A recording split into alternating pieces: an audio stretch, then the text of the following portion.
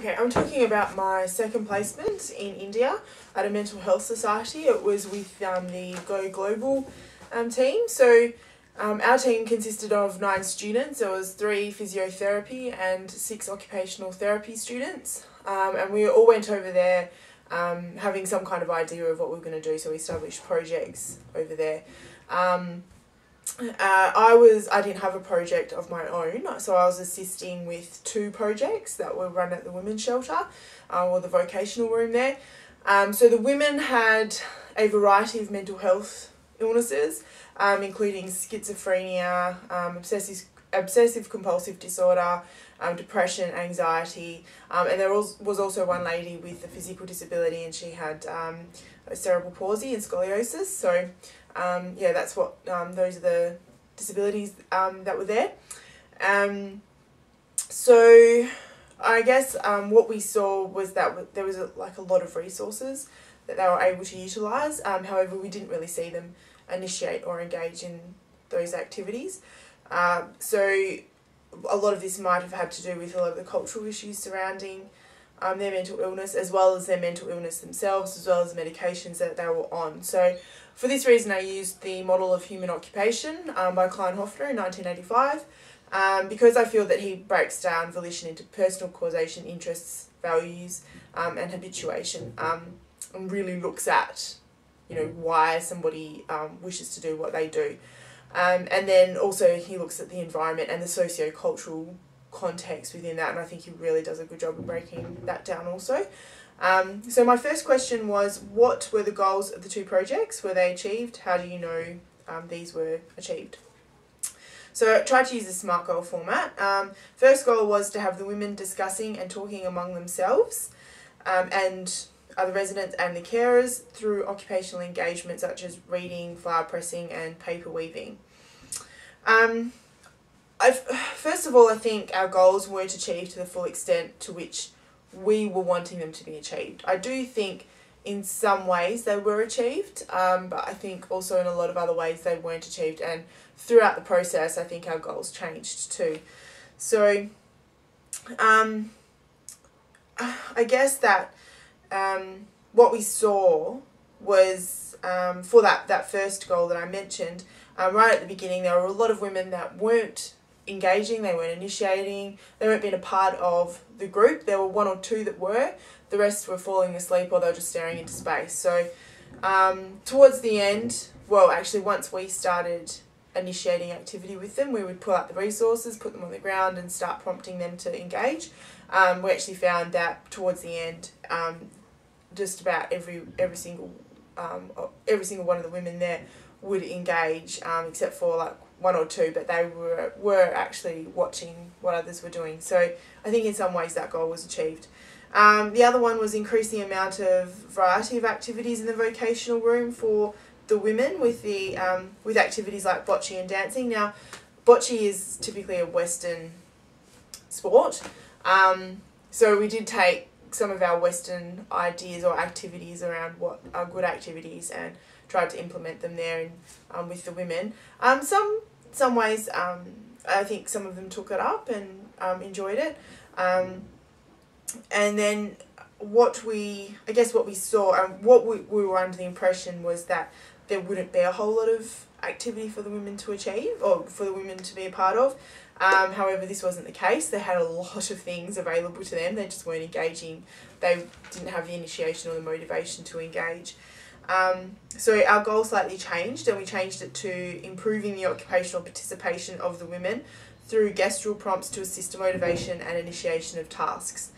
So the last week showed signs of this goal being achieved. We had one woman who would at start fall asleep in the vocational room, and then towards the end she was actually starting to pull out activity resources and put them on the floor, like basically copying what we were doing at the start of each session. So that was really good to see, and we found that was a massive step between what she was initially doing to where she was at the end. So whether this is continued on, hopefully there is some transfer, but yeah, she was that was probably the biggest step that we saw, and biggest identification that something was being achieved through our projects.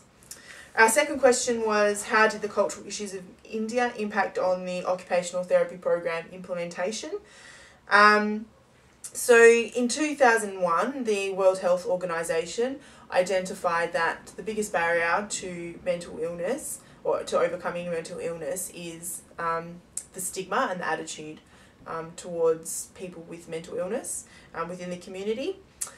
So on a global level, the attitude is quite poor towards people with mental illness, and even to some extent people with physical disability.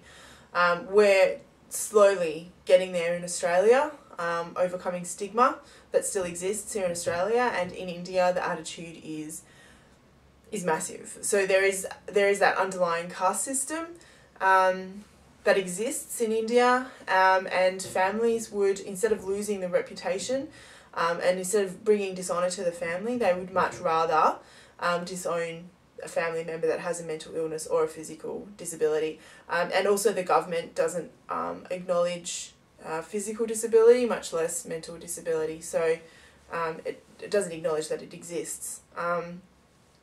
So I think that creates another attitude problem and another cultural barrier that we had to try and overcome to implement that program. But I guess how those attitudes impacted on what we were trying to implement is that I guess those women with the mental illness would have been seen as incompetent and incapable, and as well, to add to that, they were women as well, and they're seen as second-class citizens, so really seen as incompetent and always waiting, I guess, for the majority of their lives. They would have been waiting for permission from either their husband or their father for them to be able to engage in things. So I think that created overall a belief system that they are not capable and can't do things for themselves and can't think for themselves. So that's really impacted on their self-importance and how they see themselves, and then therefore their initiation and their motivation to engage in activity.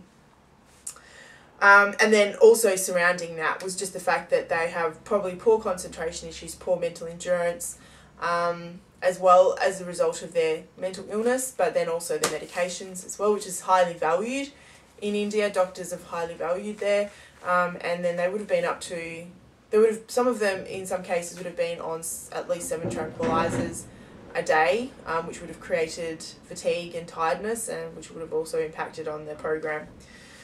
The third question was, how did I ensure the sustainability of the project? I feel this is a really important question to ask. It wasn't a question, I've made up this question, and I feel that it was important because you can't see community change with projects unless those projects are culturally appropriate to ensure sustainability. And then it's just and then that way, once we had left, it would have ensured carryover and to continue on that change. So I guess the first thing that we tried to do was, in the first week we just observed. We just did like initial assessment and made sure we were including their interests. We were including bringing in other things that they might be interested in. We ensured that the project was appropriate to what they needed, and then therefore changed it accordingly. So that was, I think, a first step towards making it more sustainable. The second thing that we did was we made the resources more accessible to the women by cleaning out the room, reorganising it, putting labelling that was in Bengali on the shelf. We made an open bookshelf instead of closing it in shelves that were difficult to open. So we made an open bookshelf and put, again, labels on that. So that was the second thing that we did to ensure the sustainability. And then throughout all of our sessions with them, we were always pulling out lots of different things for them to engage in, and we were always encouraging them and prompting them to be engaged in different activity. And we'd actually see this throughout our time there, and they were getting up and standing, like some were dancing, some were painting, some were beading. So and by the end of it, like a lot of them were engaged in lots of different things. We also asked the main carer if it would be appropriate to do an education session with the other carers to get them to pull out the activities to ensure that it would be sustained, but she said that this wouldn't be appropriate due to the fact that the women would want to be paid for the work that they do as a carer, and also that they wouldn't understand the concept. While she would translate, the concepts wouldn't be understood by them. So that was my placement in India. Really great experience, loved it, and that's the end of my video. Thank you for listening.